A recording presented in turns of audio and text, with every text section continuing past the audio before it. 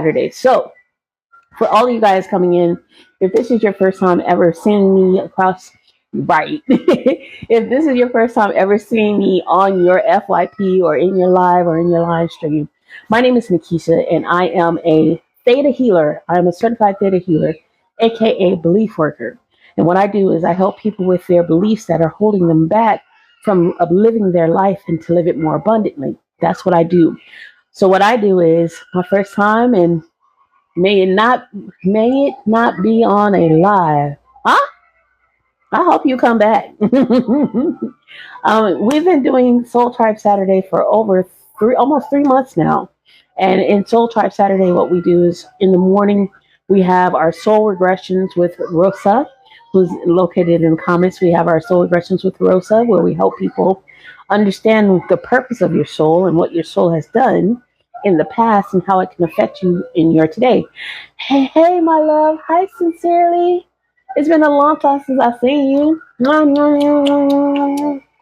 I was talking about sharing my stories. Oh, no problem.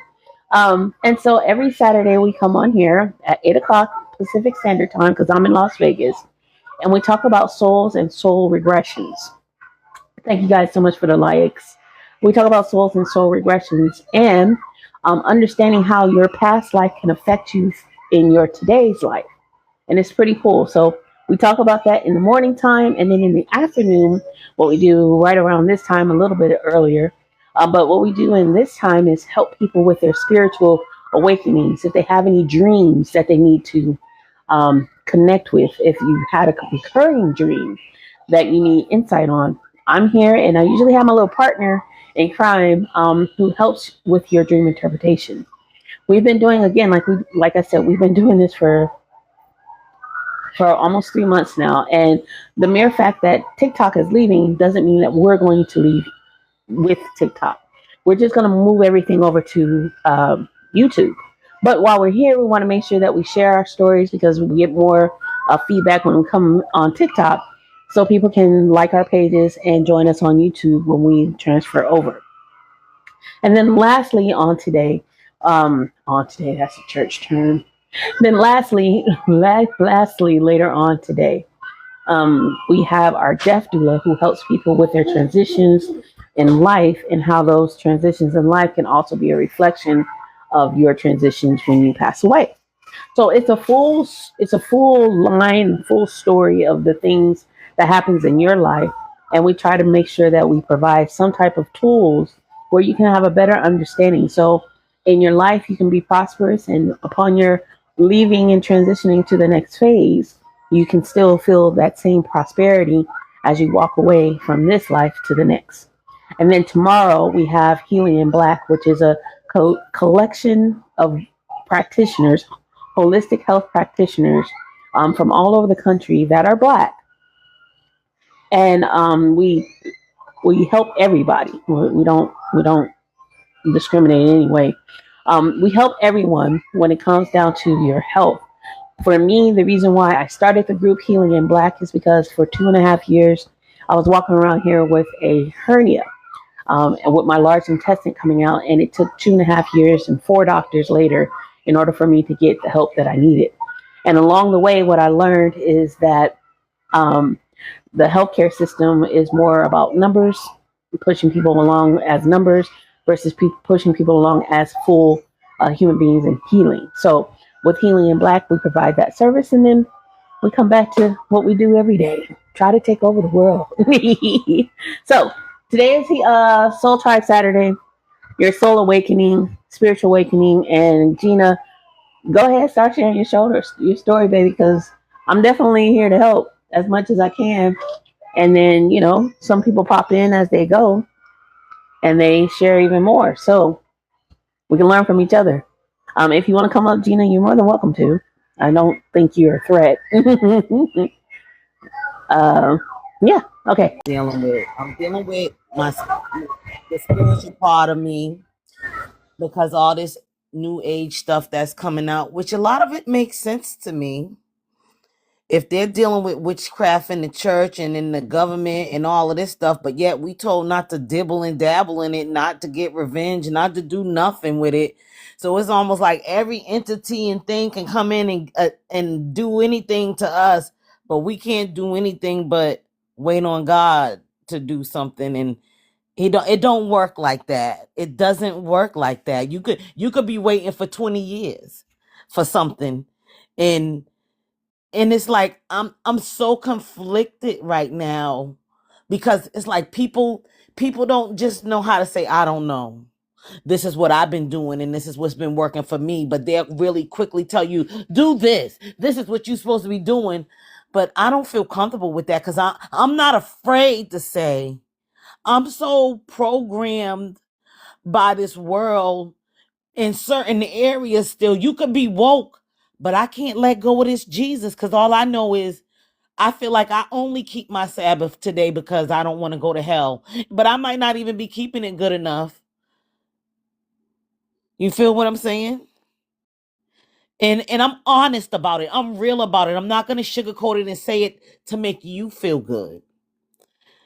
I've had a few dreams. I've had things happen to me that's really different.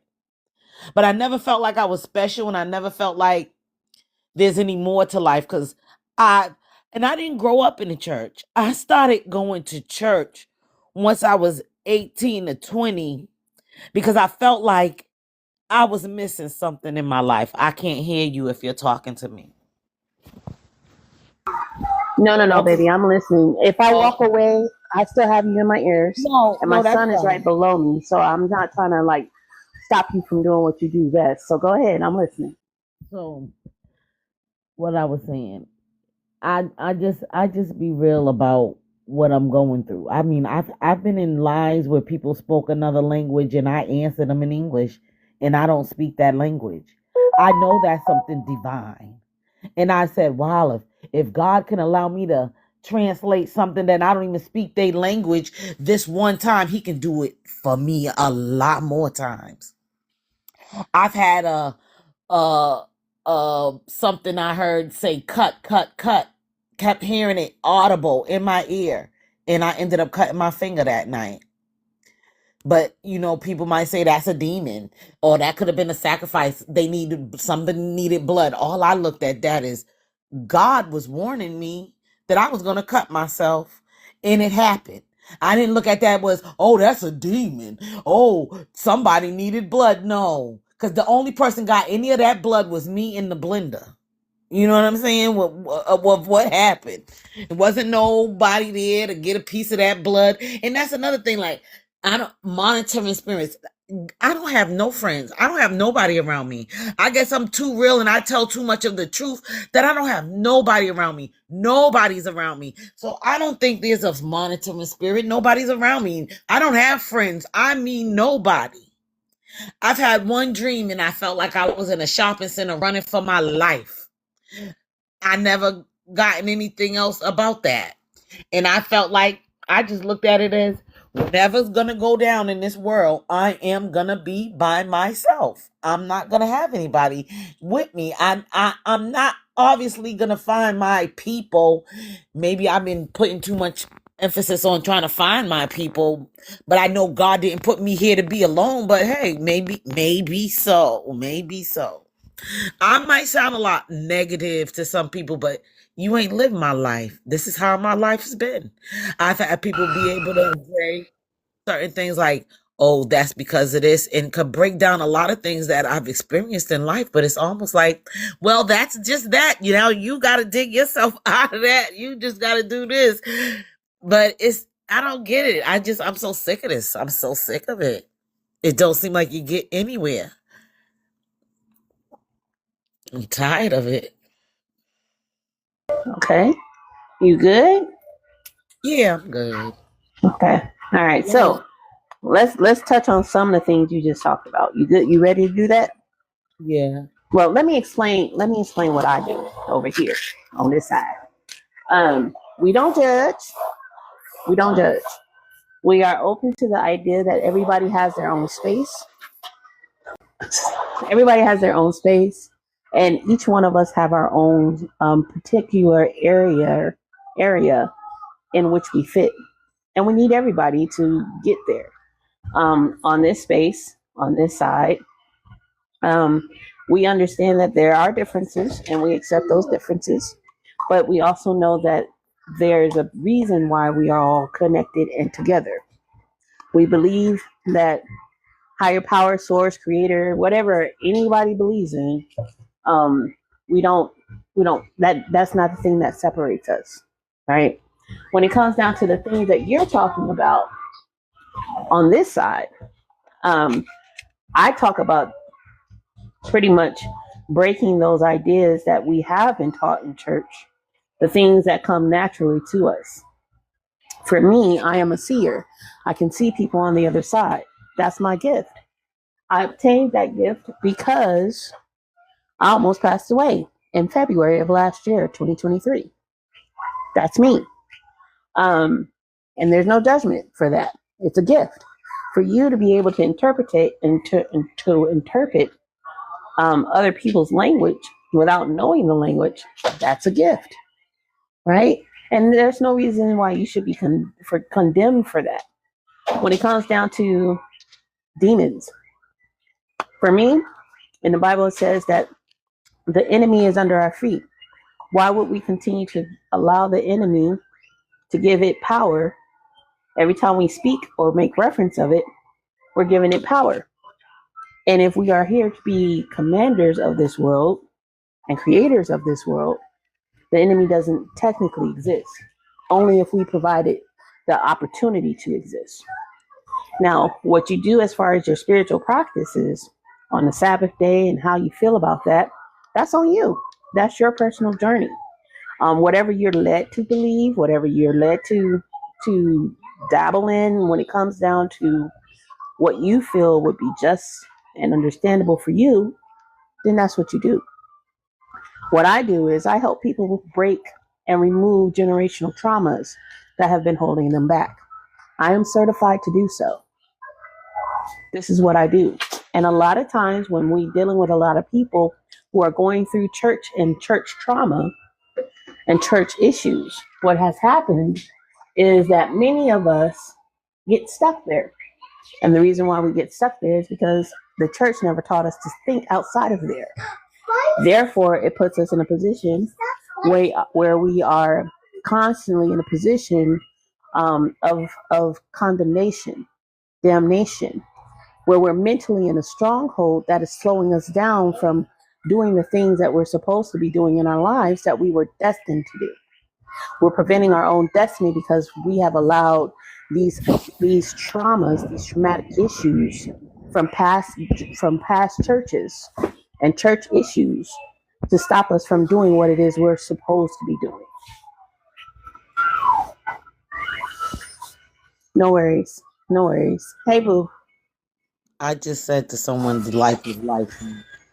And it's true because Yeah. I am still caught up.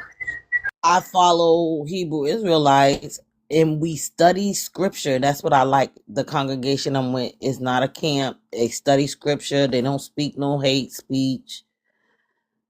But still, I just feel like everything with the Bible just condemns you. It just to let you know everything you ain't supposed to do. And if you go by the Bible, to me, it just feels like ain't nothing you can do. Just go to work and go home. No TV. You shouldn't even be watching TV. To me, that's how I feel. You shouldn't watch it. Shouldn't have one in the house. None in the house. No computers. No nothing. Well, the That's how I American feel Bible. it seems it should be if you really, really 100% go by it. That's how I feel. Well, the American Bible was created in order to keep us all in constraint. That's the reason why you feel like you're still in bondage, right? That's a fact. It was created by King James, and King James actually created the Bible, his version, because he was trying to wrap up all his people because they were doing all kinds of things, and they couldn't take care of the outbreak and how people were acting. That he had no control over them, and so through police brutality and all the things that happened in the 16 and the 1700s, what ended up happening is he created the church. He created the Bible, his version of the Bible. Wow, I came across you for the first time in the... Yeah, I love it. Welcome in, Beverly. And Dina, my heart goes into you, baby. But when it comes down to the 16 and the 1700s, right, what ended up happening in this time is King James, so a lot of people think that's Shakespeare, but that's neither here nor there, created the Bible in order to keep, but he created the Bible to keep his people in bondage, wrapped up. Then what ended up happening is when that Bible was transferred here to the United States of America, for centuries, the slaves were not able to read the Bible because they were taking out different parts of the Bible in order to keep the slaves in line. So when you read the Bible and you look at the Bible, or you feel like this certain thing that is like, oh my God, this feels like I'm in bondage. That's what it's designed for. And for me, because I felt the same way after a while, and what I was told from the creator of all things, in my opinion, was that I had to live out those scriptures, but I didn't have to know those scriptures. I didn't have to plant them in my mind and ingrain them in my mind to be effective. You're resonating with me and me dealing truth. Yes, I'm so glad, Beverly. So when it comes down to you, Gina, and you're feeling all of these spiritual things, the reason why you're feeling all these spiritual things is because your spirit wants to be awakened, in my opinion. All right. Your ancestors are trying to get to talk to you. They want to talk to you in order for you to move forward into your new future, because the ancestors are the ones that are required to help you. And the reason why they are required to help you is because they love you. I was always taught in my life not to talk to the dead, always, because it was something that my entire family on my mother's side, we were able to see. Again, I'm a third generation seer. I might be deeper than that, but as far as I know, my grandmother, my mama, my aunts, and myself and my cousins, we all can see. And because we had the ability to see, I was always told never to talk to the dead. But when my mother passed away 3 years ago, almost 4 years ago now, I longed to be with my mother. I longed to hear from my mother. I did not believe that love died when she passed away too. I did not believe that her spirit died when she passed away too. And I later understood and learned that the reality is energy never dies. We are all made up of energy. What we call the Holy Ghost could also be the exact same thing as energy. But because we say it's energy, it's considered and deemed as new age, when the reality is we're saying the exact same thing. But I'd be so scared that I will separate it, because I have been saying, I had got caught up starting to say energy, because it does make sense. You know what I'm saying? But who lives in the presence of fear? Is it God? Is it the creator of all things? No, we don't live in the presence of fear. So why are you afraid of doing something, of knowing something that you're supposed to know? My people perish for the lack of knowledge. And the remaining part of that is the generations that follow behind it will be cursed at the same. So you trying to understand and unlock this situation, faith or fear, right? You in a position where you're trying to lock and understand where you are is exactly where you're supposed to be, because you're supposed to go deeper. And deeper doesn't mean going deeper in the Bible. Deeper means going deeper in different knowledges that's been given to us around the world.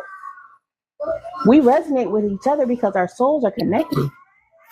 We are a reflection of God. We are the reflection of the creator, the universe, higher source, whatever you want to consider the spirit of all things, the creator of all things. We are a reflection. It says that in the Bible. We are the reflection of that thing, right? The spirit that lies in each and every last one of us.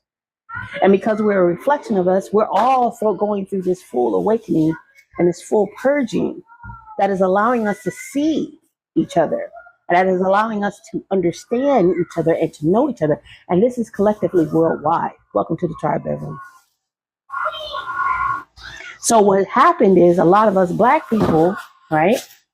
Many of us black people, especially in the United States of America, we have been cultured to be without this knowledge because it's understood that the moment that we obtain this knowledge, we are more powerful. And what I talk about is that within 62, there are 62 people that are locked inside of your DNA. 62. And each one of those experiences are shared within your DNA, within you. So naturally, you are going to see things because the people behind you saw them. Naturally, you're going to gravitate to certain things because the people behind you used to gravitate to those things. Those things that has been trying to stop you and block you mentally, they can't because your body naturally knows, no. This is what I need. And even when we think about blood, right? If you ever take a piece of your blood and you try to pull it close to your own body, so let me say it this way: if you prick yourself and you start to bleed, right? What you can notice is the closer that you get that little pricking of that blood closer to your own blood, it'll start to draw itself to itself. Like That's what we are doing through our DNA, just like a magnet. Just like a magnet. And so that's what, welcome to the tribe of Sanamana. Welcome in.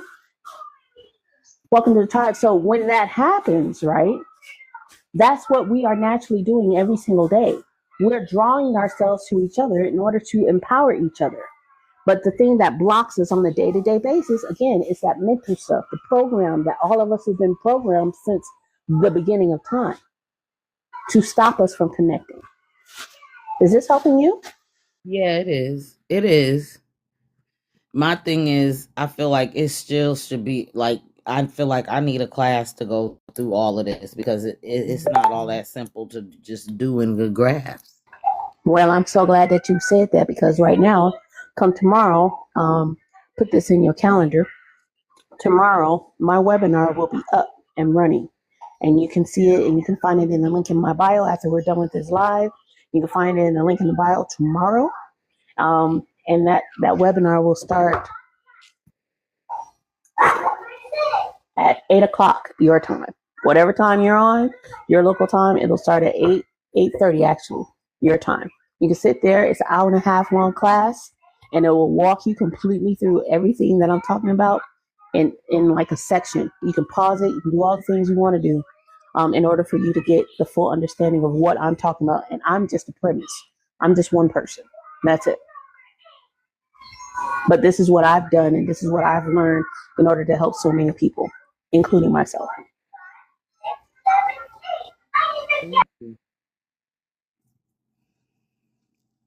You said you interpret dreams, right? I've had one dream, but I felt like I kind of interpreted this dream. I was in a pig pen. This is when I was going to a Baptist church.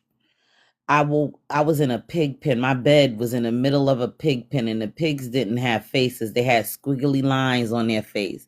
And the scripture came to me how he cast the demons out of the man and put them into the swine, and they jumped over the thing. But all I kept thinking is my bed was in a pig pen, to me, was telling me that that church I was in wasn't right. And I felt that. I could ask questions, and it was always like, oh, they didn't have no answers for you.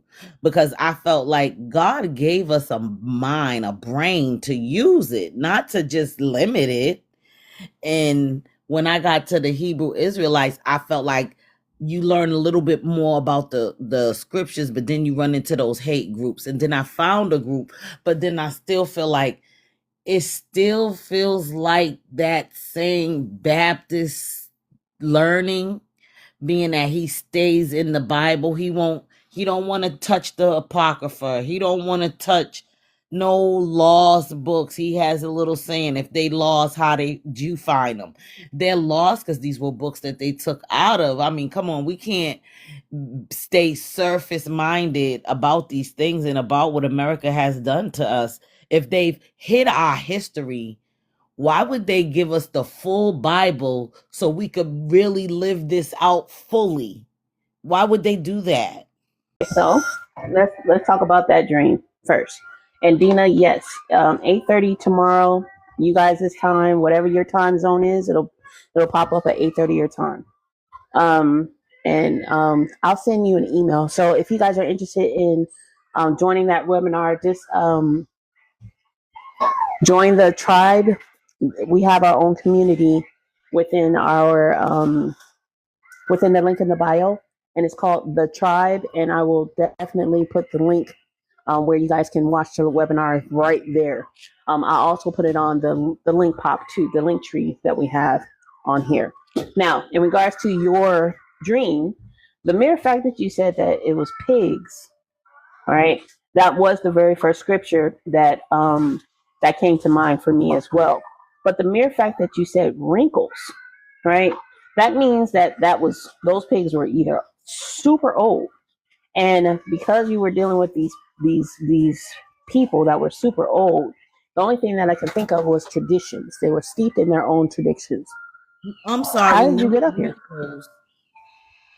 Hmm? Squiggly lines like lightning was going through their face. Like lightning. You couldn't see a pig face. Okay. I knew I was in a pig pen, but their Okay. couldn't see no face. It was just like a lightning. You know what the lightning bolt's supposed to be represent. But you can Satan cast out of heaven like lightning. So that's how I paired that one up. But did the go ahead, I'm listening.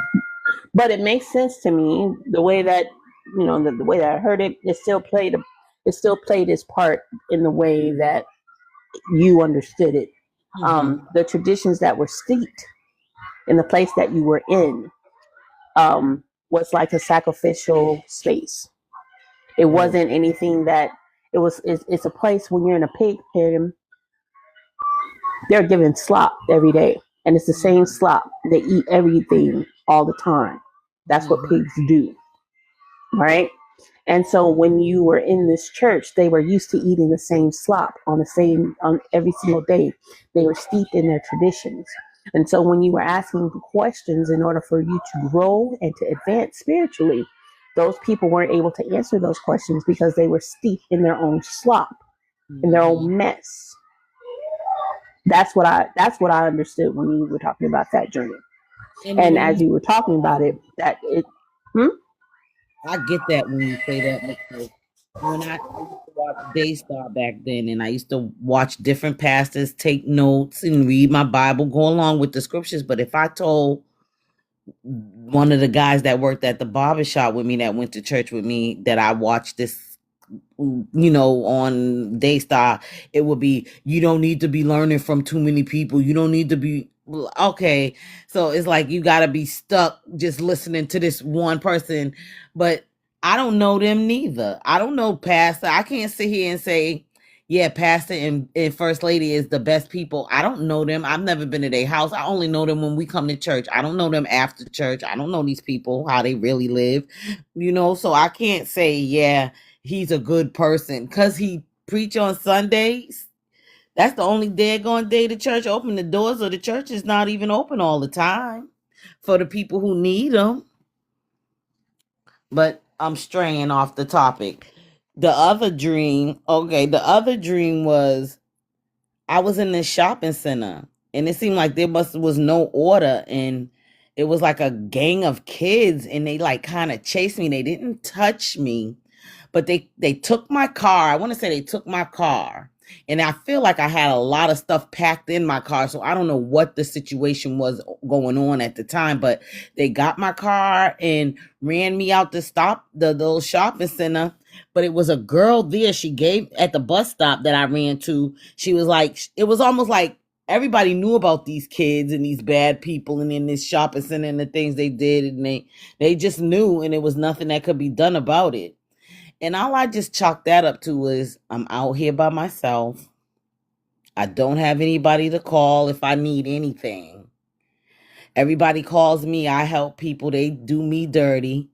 Then I hear all these, oh, the chosen ones. They're gonna get theirs back. They're terrified. I'm like, this stuff ain't real to me. People can do what they want to do to you, and I feel like they don't suffer no consequences. But I feel like if I do something, I am going to reap what I sow expediently. It's not going to be nothing I wait for. I'm going to suffer. And that's how I feel.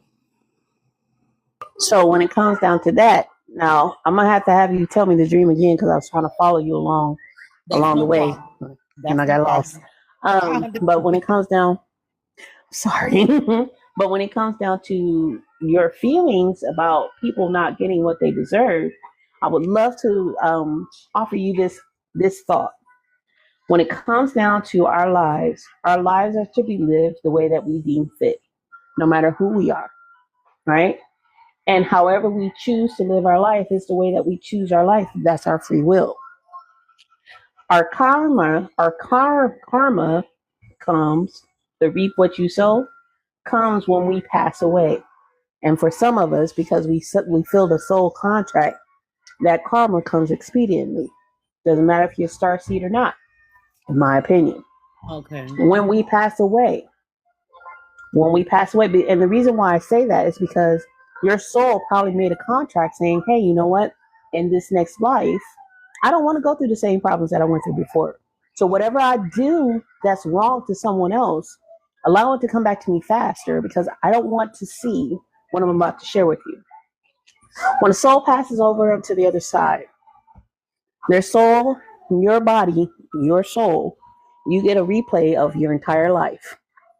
You get to see all of the things you've done wrong, every single bit of it. And then you get an opportunity to say whether or not you want to come back to this earth and fix it, or you get an opportunity to right those wrongs with the people that are here still living on the other side.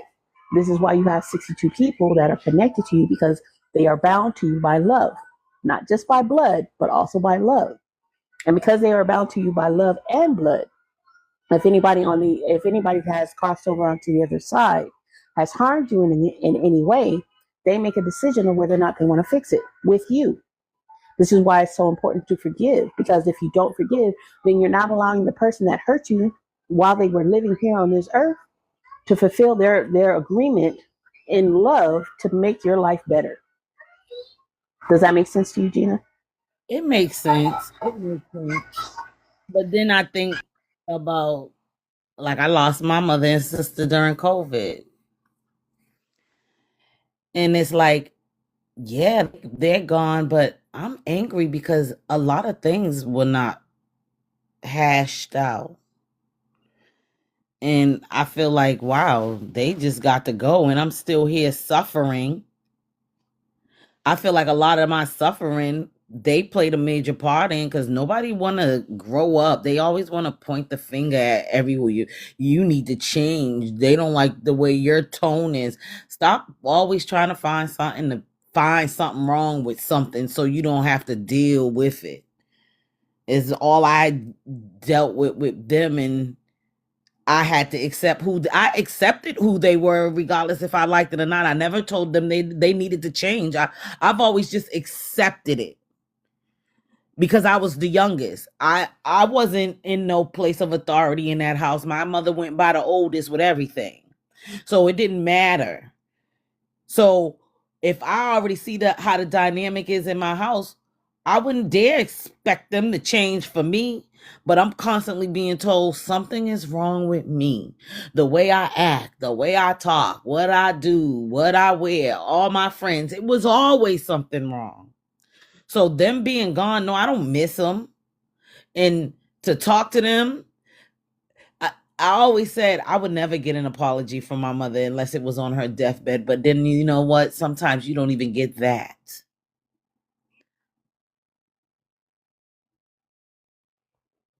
That's it for now. Why do you think you're here I on don't this know. live? Why do you think Because you're here on this live? I don't know. It was before I went on to come in. I listened to the lives. It was just something about it. I was listening to you talk, and then you started talking about. I said, that sounds exactly like everything that I am dealing with. My spiritualness. I don't know which way I'm going. I don't know what's going on. I don't know. I don't know. I don't know. I started a business. I bought a house. I bought cars. And I now it's like God want me to sit down. Sit down for what? When he know I'm out here by myself and I gotta buy groceries. I don't get food stamps.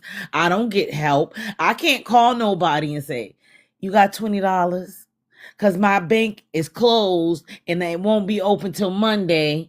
And I just need a couple dollars for my pocket. I don't got nobody I can call and do that to. So why would they sit me down when he know ain't nobody around me to help me? He ain't sent nobody. Ain't sent nobody even after my mother died. Nobody. My sister and my mother passed back to back. My sister had a daughter that was 12. I didn't get no help.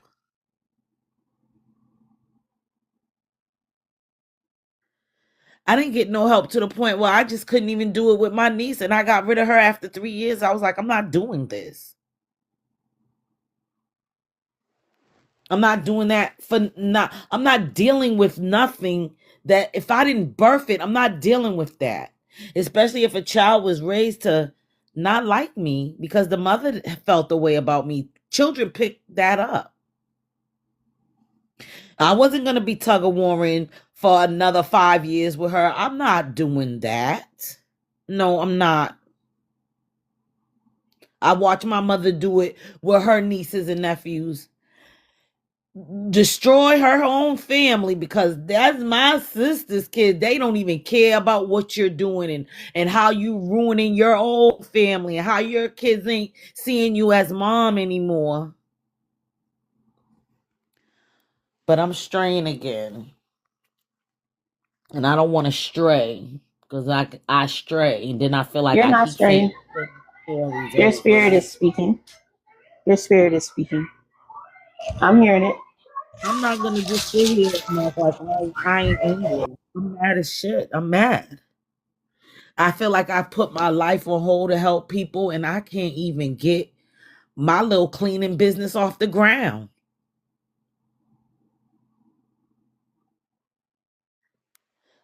I can't get my little products off the ground. I can't get nothing. Like, what more do I need to do? Then I be done gave all the products out for free. Like, fuck it, just keep them, just take it. It don't matter. It ain't meant for me to make no money. It ain't meant for me to be comfortable. I feel like I was put here to suffer and to help everybody else. That's what I feel like I was put here for. Just to suffer. Go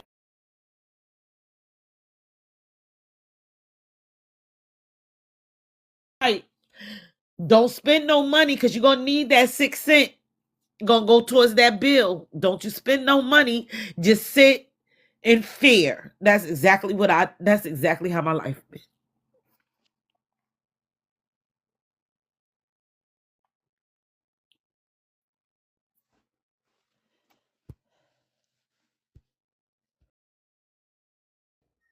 I understand that. I feel that too. um, a lot of times because you're feeling that these are these are valid feelings, and they do play a big, huge part in what you were saying collectively. Right, Gina, you deserve all the hugs and love that you can possibly get. I'm really trying to find a way to articulate what I really want to say, and forgive me for not being um, in a personable space because I'm in the theta healing space. What I'm thinking in my head, because that's what I do. You're So fine. it I doesn't. keep Okay, about how you think it. I don't do I'm that. just sharing because Not you just that met person. me. I'm This is so our first easy time. going. I'm so easy going. I don't question this stuff unless it makes me feel uncomfortable.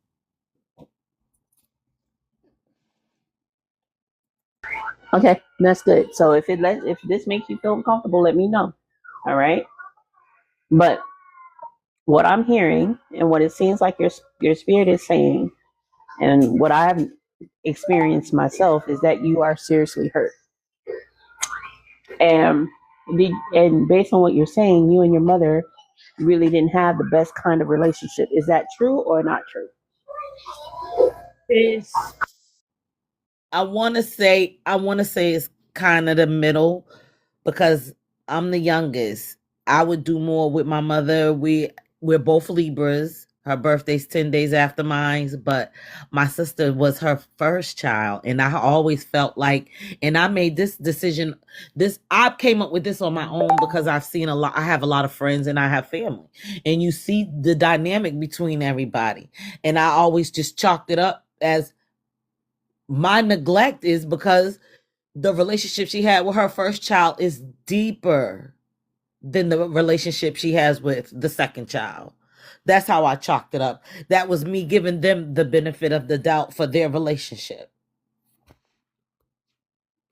So I never tried I, to compete because I felt like I had really no place there. so I have a question for you. Um, when you were born, did you have any birth complications?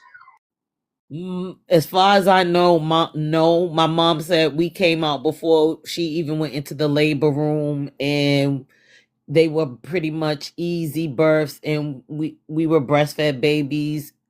I'm not a sickly person to this day. I guess I think we were pretty much healthy kids, me and my sister. When you were you born at the house with her, or were you No, born along the way? we was born at the hospital. I was born at at what is it, Beth Israel's hospital.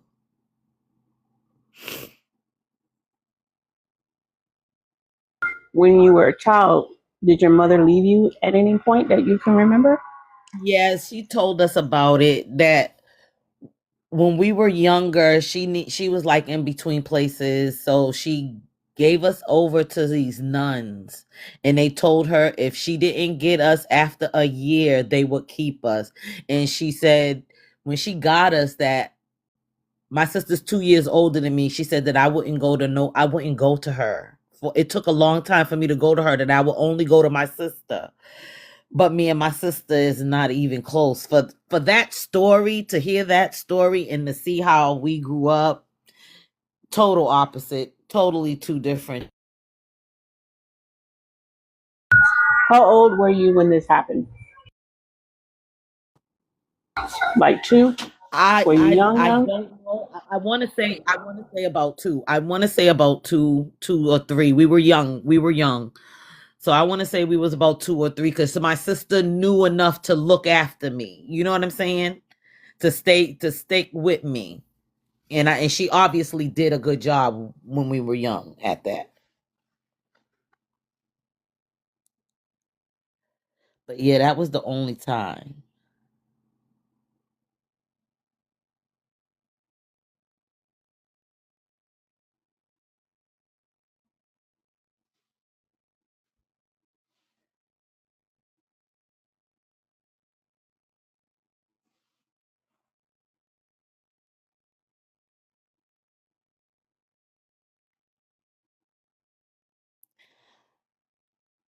Seeing Empress comment, I go with the flow. That's one thing I will do is go with the flow.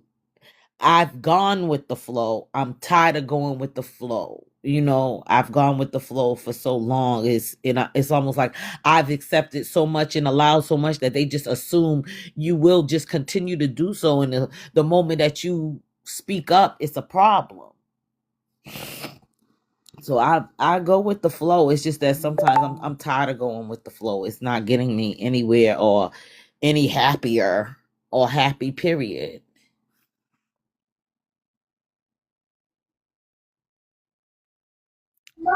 Can't hear May you. I offer something to you? Yeah. Okay. So there's the reason why I asked you about that time, about the separation. Because what normally happens to many of us when we're separated from our families, from our mothers primarily, for a long period of time, especially when we're young, and a child at 2 years old being separated from their mother for about a year, that's a pretty long time, right? And then your reaction was that you really didn't go to her. And a lot of times when 2-year-old does that, that means that they're extremely upset. I agree with you, Rosa. Um, but there's a reason why you were upset as a 2-year-old. Now, when this happened to you, this happened during the time of your mental development of your subconscious mind. So the anger that I hear and the upsetness that I hear stems from that time, from when you were 2.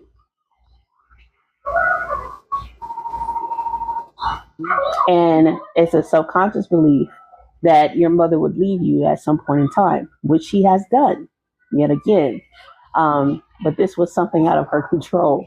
But Yeah. in a sense, that same anger and that same resentment that you once had when you were a 2-year-old, that's now playing a factor in your life at this very moment when it comes down to your mom.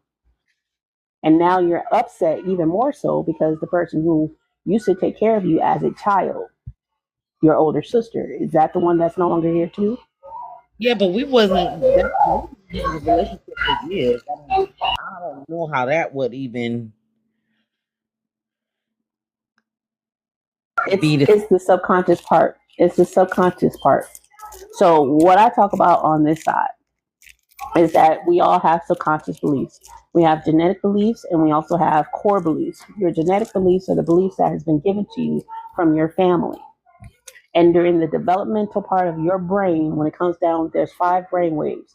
You have your your delta brain wave, you have your theta brain wave, you have your alpha brain wave, and then you have your alpha brain wave, you have your beta brain wave, and you have your gamma brain waves. Your delta brain waves and your theta brain waves, those are in the subconscious development of who you were from the day you were born all the way up to your teenage years. So whatever happened in this time, the only thing you could really translate it to be is through feelings, because you really didn't have the words to articulate your feelings. So when this happened during the time of your development of your delta brain wave, this 2-year-old experience, the only thing you understood at that time was mommy's gone. That's it. Mommy's not here. Is this making sense to you? Y'all run, book a session. Book a session now, because during the session I found out that I had some issues, and I knew that I had some self-esteem issues, and I knew that I had some things that were blocking me, and I could feel that I was blocked, and I was trying to figure out what exactly is causing me to be blocked and what is the focal point. I didn't know that I had a problem with joy. Then I'm walking around here thinking that I'm a joyful person, and people are telling me, "Oh, honey, you're such a people person, and I want to be more like you." And I'm like, "Baby, I'm an introvert. I'm an introvert. I don't like people for real. People get on my nerves. People pull a lot of energy because now I'm realizing that the reason why it takes a lot of energy for me to deal with people is because I had all this stuff on the inside of me that was keeping me from relating to people, from getting close to people. So I had issues with joy. I had some insecurities. Had a lot of issues. With joy, we sealed that up today. When that happened, I felt this sudden feeling of elation came all over me.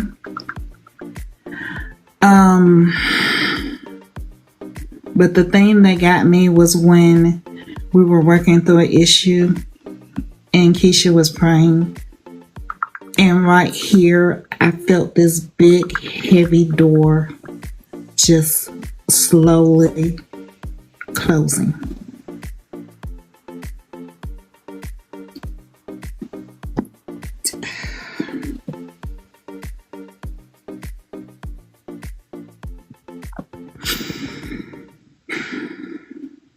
it takes a lot for me to cry. And I'm sitting here and I'm fighting back the tears because I know what I've been dealing with. And to realize that a lot of the stuff, it really didn't start with me. It started with my family member and it went back generations. And as we were going through the session and we were talking, I remember hearing my aunts and I remember hearing my uncles and I remember hearing certain family members and things that they were going through. And there were several generational curses that were just blown apart during that session. So, baby, I thank you. I'm still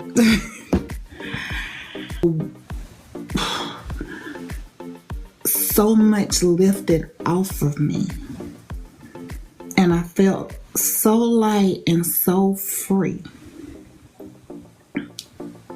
I mean, just do it. Just book a session. Book a session. I can't say it. Book a session. Please book a session.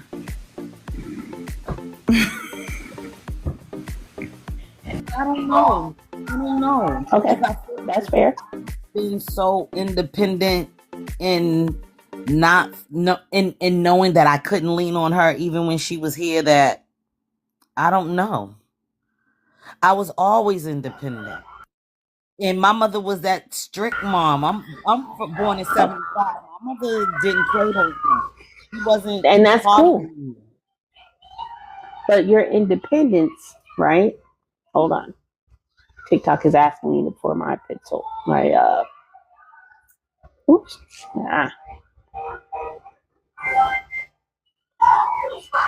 But your independence could stem from the idea that your mother was not there when you were 2 years old.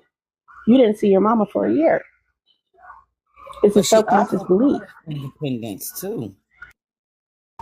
Say that one more time. She taught us independence too. She taught us not to depend on anybody. That's fair, but that same thought, right? That same thought that you had at 2 years old was that you needed to be independent. Then that same thought was constantly as a repetition in your life that you needed to be independent. There was no healing that took place when you were 2 years old. There is no clarification truly when you were 2 years old of why your mother left. You were taught to let it keep going and to keep growing from that space. That would be, in my opinion, one of the roots of your issues. I understand. And the reason why you don't have friends, because in your mind you can't trust them because your mother left you when you were 2 years old. So why should you have friends? Because your own mother, the one who gave birth to you, would not stay around for you at your most primitive time of your life. And this is why you are here in this space where you are, right? In my opinion, where it doesn't matter if you are the most unique individual in the room. At the end of the day, nobody's going to be there for you. That's the 2-year-old you that is speaking. And that 2-year-old you that has been speaking all this time, right, is playing herself out in your today. It's a huge wound. And the mere fact that your mom and your sister passed away validates that feeling that you had when you were 2 years old, which validates who you are today at this time. Does that make sense? I'm pretty sure it will. Some of it is definitely making sense. Because everything starts off as a root. 2 years old, that's a lot. Yeah, and it's a lot of time, right? It's a lot of time for that same idea to constantly grow. And that idea it wasn't pulled out from the root. Your mom didn't explain anything. All she did was she reiterated that idea. That's it. And as you grew, all you could do was reiterate that same idea because that's part of the development of who you are. It's your life now. It is a taught situation that was given to you. It was taught, it was implemented, and now it's reenacted. And so for you, you're running on, not trying to judge or anything like that, because that's not my intent. For you, you're running on autopilot because of it. And it's constantly playing in the subconscious part of your brain. And because it's constantly playing in the subconscious part of your brain, your livelihood and your life is projecting that. That's what's happening, in my opinion. And because your livelihood and your subconscious is constantly projecting that, that is all you're receiving. That's it. And if you want to change that, I can help you if that's what you want. It's going to require you to want to have that change. But that's what I do. Every time I go to therapy, the first thing I say is, I just want to get to the root of the problem.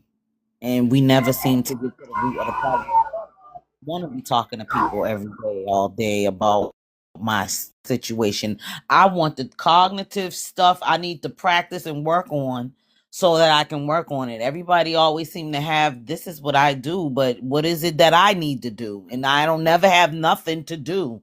Oh, just, you got to change your thinking. That's easy said, because if I have to be accountable. If nobody's around me, how am I being accountable to stuff? I won't I don't have ever tell you that. nobody to I will bounce not. nothing off of.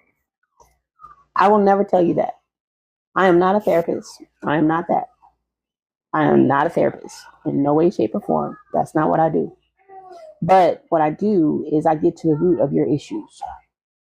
And it doesn't take long. A lot of times it takes about an hour and 15 minutes. A lot of people only need one session with me, and their lives are completely changed. And they figure out what it is that they need to do within their lives. But what I do is I literally get to the root of your issues. And I get to it very fast, very quickly. You can check out my one-on-one sessions all throughout my page. You can listen to the testimonials. You can do all that. My page is open to everybody. I don't pay anybody. At this moment, the funds are not available for me to pay anybody for their insight.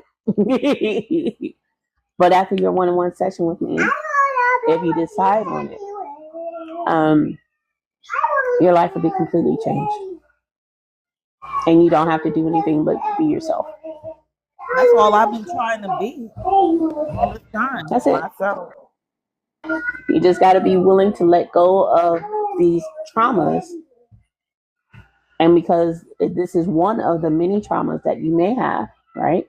I'm not trying to judge. I'm not judging you in any way, shape, or form. I'm not taking anything you're saying as a judgment. Yes, You're not even I'm so glad because, You're not saying it in a judgment way, so please stop apologizing. You haven't judged me. I'm just saying because this is our first time ever meeting. You're fine. You're doing fine. Okay. But if you are interested in doing the one-on-one session, you can. It usually, like I said, it only takes one. And it seems like you have traumatic experiences, like I stated, from that one time when your mother left you. And that has grown into something more, which causes issues of unforgiveness within yourself and within her. And those things are the little things that holds us back. These are human feelings that holds us back. And what I do is we completely remove those feelings. And when those feelings are removed, you move forward. That's it. It's not a multiple session type thing. What if I understood her reasoning when she told us? I think we were like teenagers when she told us. What if we understood? I mean, I understood, she was in between homes. They had stayed with a aunt. They stayed with the grandmother. The grandmother kicked her out. She said, because I was always crying. I was the baby. So they kicked us out from the house next door because we owned the house in the house next door. My grandmother did. So I kind of understood that. But like you said, it's the subconscious. I don't know about the subconscious mind. So maybe it is something from when I was 2 years old that's been playing out all these years and I didn't realize it. And then my mother, with the 2 degrees as the psychiatrist, she couldn't see that something was wrong, would never want to go to therapy with me. Always said I needed to have somebody to talk to, but she couldn't talk to me about it. But I don't know. I don't know. Maybe you're right. I pray that this is it and I can just do something to get my life back on track because I'm miserable. I've been miserable for years and I hate it. And I hate it. I feel like ever since I've been old enough to actually work and have to pay bills, I've been miserable. Before then, money and finances was always coming. I was always working, always had a hustle. Now it's like I can't pay my bills 6 months straight in peace without something happening. And it's almost like I'm supposed to not be content. I'm supposed to be miserable and walking on eggshells and stressing and worrying about something. I don't know. I always felt like this is what it's supposed to be like for me. And that's a subconscious belief that you've accepted in your life. And now you have made that subconscious belief. There's 88%, right? There's 88% of your subconscious that plays in the background of your mind. That's a subconscious belief that has been given to you from your soul, from history, and from your family members. And then there's 12% of your mind that you have control of. That's called your core belief. And what you have just stated and what you have just admitted to is that you've accepted now as your core belief that things cannot change. And the reason why you accept it is because all you've seen is the same things playing back and back forward. What you've been putting in your psyche on a day-to-day basis. I have a question for you. When this Okay. stuff happened to you, did this happen before your mother passed away or after? What stuff? This feeling of despair. Oh, this is before she passed away. This is And before she passed away. did it get heightened when she passed away? No. Um, the funny thing is, it's always been like financial. I always would get it, be all right. Then something happened. And when she passed away, she left me a nice insurance policy and she had left the house. So my father didn't want the house. He signed it over to me. And, in a lot of things in this life, we need financial stability.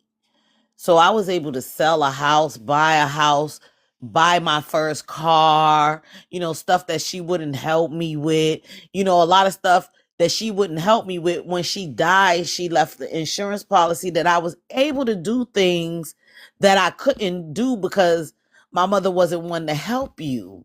Like, she wouldn't help me. I did hair. And it was always, oh, ain't no money in here. Like, are you stupid? But see, my sister wanted to go into nursing. So now she want to open up a temp agency for nurses. But you didn't go into nursing.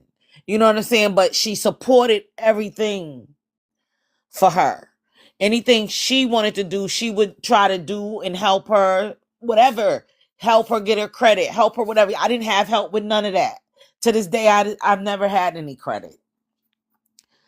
My sister had to help with getting her credit card, her first credit card and all of that. Everything first for her, she had my mother. I didn't. And it ain't that she wasn't here. She was here. She just didn't help me. She did for the oldest first. So I just got it how I lived. And if I got it how I lived, it was a problem. Oh, you got 2 jobs. You try to outdo everybody. No, you're mad because Putin don't have 1 job and I have 2 and I'm the youngest. So she was always helping her. I was always getting it and hustling. So that's how it's been.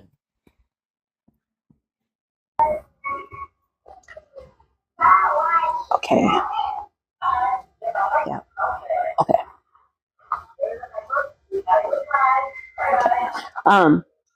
My recommendation is to check out my live tomorrow, my webinar tomorrow. And I think that will give you clarity on a lot of the feelings that you are having. When it comes down to your mother, did you see your mother interacting with your grandmother, her mother, and was it Yeah, similar? my mother was the second oldest. She was the one that everybody needed. My mother was the one that everybody needed and went to. So we went out, we went without. She did whatever for her family, and that's why when she passed away, I cut them off because I wasn't gonna be a bank for them. I wasn't taking my mother's position, and I had to do the same thing with my father. So when